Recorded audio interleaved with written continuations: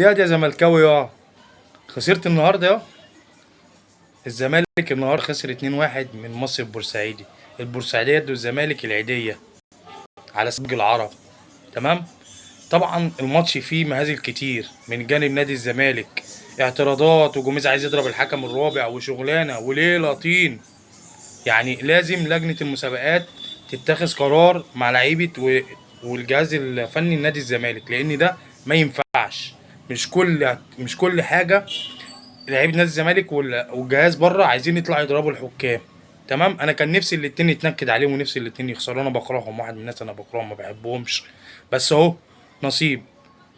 اللي هو الزمالك اللي هو يفضل يضحكنا كل مره، يفضل الزمالك معمول عشان يضحك الاهلاويه. تمام. وبعدين انت اتحسب لك ضربه جزاء حرام وضيعتها، وكانت صح اللي هي ما اتحسبتش لان نص الكرة بره والنص جوه على الخط، لان جت في بطن العارضه من فوق، نزلت نصها جوه ونصها بره، لازم تخش بكامل محيطها. بس انا فرحان فيكم الزملكاويه، خدوا العيديه من بورسعيديه. خليك فاكرها في العيد اهو. وانتوا بتحبوا تعيدوا على الجماهير بتاعتكم، انتوا الله اكبر عليكم ما شاء الله عليكم يعني. عشان فل. سلام.